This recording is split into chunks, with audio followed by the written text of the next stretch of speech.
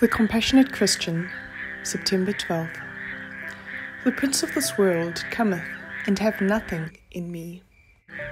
John 14, verse 30. In all his habits of life, the Saviour gave an example of what God designs his church on earth to be. Tell this to the people. Christ desires to present his church before the Father without spot or blemish. From his earliest years, the Saviour's life was one of poverty. His childhood days were spent in toil, working at the carpenter's bench, bearing the burdens that came to him as a member of the family. He often became weary.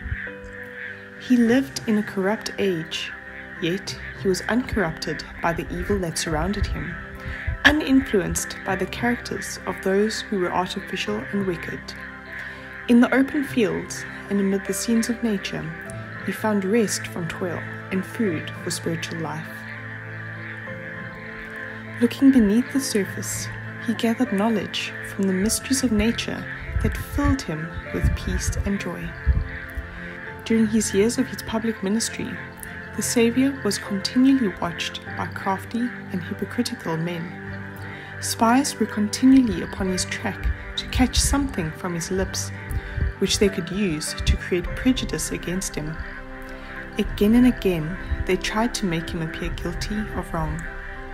There were occasions where they laid traps for him by presenting to him questions, the answers to which they hoped to use to cause his condemnation by the people. But at every attempt, they were compelled to retire from the field confounded. Their actions were revealed in their true light by the answers of Christ.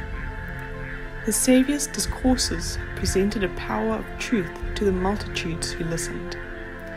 Even the men who were sent to spy upon his actions were forced to return with the report to those who sent them. Never man spake like this man. John 7, verse 46. Let your conversation be in grace, for Christ is listening to the words you speak. Let compassion for one another be blended with all you say. Then you will reveal the character of Christ. The manners of Christ were gentle and unassuming. As his followers, we are to partake of his nature.